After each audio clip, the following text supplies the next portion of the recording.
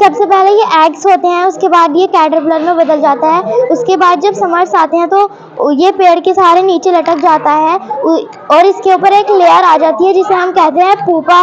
उसके बाद जब विंटर्स आते हैं तो उसमें ये बहुत ज़्यादा स्ट्रगल करने के बाद, बहुत ज़्यादा मेहनत करने के बाद अपनी इसकी लेयर को फाड़ के बाहर निकलता है और उसके बाद ये बहुत ब्यूटीफुल बटरफ्लाई में बदल जाता है। और इस सारे प्रोसेस को हम कहते हैं life cycle of butterfly. What is this? This is the Tesla coil. जी दिस इज टेस्ला कॉइल।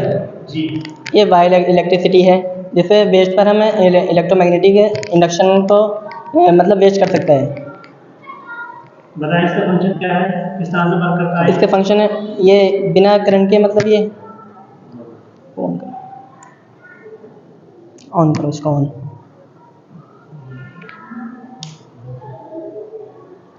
अच्छा, विदाउट वायर ये रोशनी देती है, जलने लगती है जी। तो इसका यही फंक्शन है जी। इसमें कोई वायर नहीं है। नो। जैसे इसको आप ऑफ करेंगे तो ऑफ हो जाएगी, ऑन करेंगे तो ऑन हो जाएगी। जी।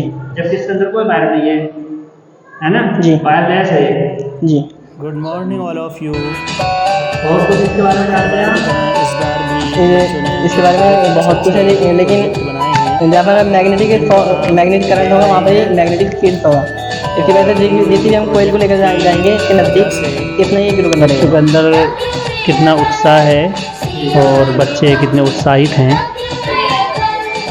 प्रोजेक्ट बनाने के लिए या प्रोजेक्ट बनाने से बच्चे की जो मेंटलिटी है वो पावरफुल होती है, बच्चे का जो माइंड है वो एक्टिव होता है और बच्चा पेरेंट्स टीचर्स या अपने काम की वजह से जैसे ही कोई उस पर प्रेशर होता है या वो किसी तरीके से भी कोई परेशानियां होती हैं, जब बच्चे डिप्रेशन महसूस करते हैं तो इन प्रोजेक्ट वर्क से बच्चा अपने आप को बहुत ही अच्छा महसूस करता है और उसके अंदर कोई तरह का किस तरह का कोई और कोई फंक्शंस भी हों तो उनको वो देखता रहता है और इस वजह से वो रिलैक्स होता रहता है। तरह तरह से जो वर्क इसमें मिलते रहते हैं उन वर्क को बच्चा बहुत ही उत्साहित होकर करता है, टीचर्स को भी अच्छा लगता है, बच्चे की मेंटलिटी पावरफुल होती है और बच्चा उन वर्ड को जो उसने अपनी उस बुक में पढ़े हैं उनको बहुत गहराई के साथ तक उसके वो संज्ञान में आने लगते हैं, क्योंकि वो बार बार ऑब्जेक्शंस करता है अपने टीचर से और टीचर्स उसकी गहराई में जा कर के उसको डिटेल से समझाते हैं, एक्सप्लेन करते हैं और यही प्रैक्टिकल वर्क होते हैं कि बच्चे उसको बहुत अच्छे से रन करते हैं और बहुत अच्छे से उसको सीखते और समझते हैं। तो ये प्रैक्टिकल वर्क जो है बच्चे के लिए यूँ भी ज़रूरी होता है कि बच्चे उसमें बहुत अच्छे से कर लेते हैं उसको और इसीलिए ये जितने भी प्रैक्टिकल वर्क होते हैं स्कूल में डे बाई डे समय समय पर दिन ब दिन कराते रहते हैं और इन वजह से बच्चे का जो माइंड है वो क्लियर होता रहता है और बच्चे इससे बहुत कुछ सीखते भी हैं। आप देख सकते हैं कि जैसे ही टीचर बच्चों को धमकाते हैं, डराते हैं या फोर्स करते हैं या उनको समझाते भी हैं तो उनको इस तरह से समझ में नहीं आता है जिस तरह से वो अपने हाथ से बनाए हुए प्रोजेक्ट को अच्छा महसूस करते हैं, अच्छी फीलिंग उनके अंदर आती है और वो महसूस करते हैं कि हमने कुछ बनाया है, उनके अंदर बहुत सारा उत्सुकता आता है।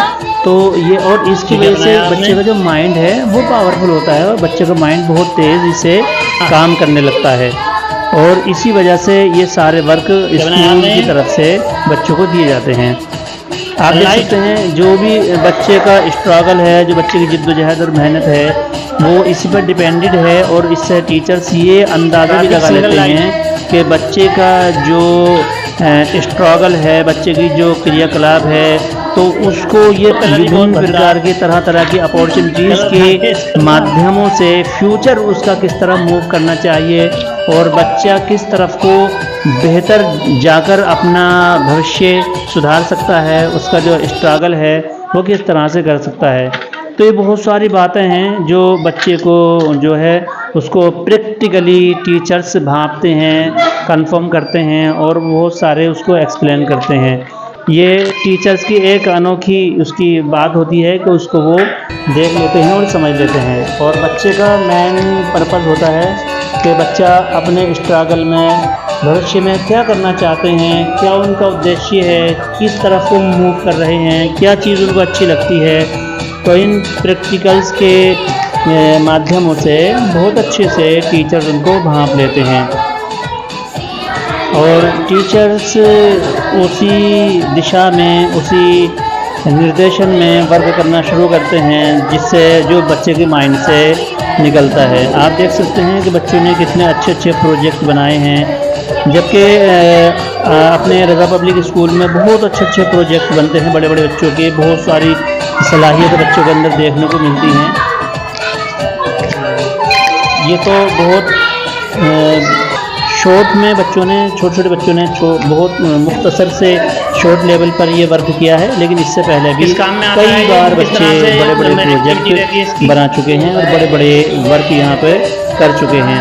रज़ा पब्लिक स्कूल आपके क्षेत्र का बेस्ट स्कूल है और यहाँ पर अच्छी एजुकेशन, अच्छा वातावरण, अच्छा बच्चों के लिए पानी, अच्छे शिक्षक और बहुत सारी चीज़ें बहुत फैसिलिटीज़ आपको फर्स्ट नंबर की यहाँ पर दी जाती है। और बच्चा भविष्य में किसी भी मंच पर जाकर अपने परफॉर्मेंस को उजागर कर सके, अपने मन की बात रख सके। बच्चे को अपने इस संस्था में, इस इंस्टीट्यूट में, रज़ा पब्लिक स्कूल में उसको प्रिपेयरिंग कराई जाती है और तैयार कराया जाता है ताकि बच्चा किसी भी फील्ड में जाकर अपने आप को कमज़ोर महसूस ना करे। तो इस लिहाज से आपके लिए रज़ा पब्लिक स्कूल बच्चों की एजुकेशन के लिए, बच्चों के स्ट्रगल के लिए, बच्चों के लाइफ के लिए सबसे बेहतरीन विकल्प है। आप भी चाहते हैं कि आपका बच्चा बेहतरीन, एक्टिव हो, होनहार हो और स्ट्रगल में किसी से वो दोयम दर्जे का न रहे, अपनी माइंड उसकी पॉजिटिविटी बहुत अच्छी रहे, पेरेंट्स का सम्मान करे और साफ़ सुथरी छवि उसको मिले, तो आपके लिए रज़ा पब्लिक स्कूल बेहतरीन विकल्प है।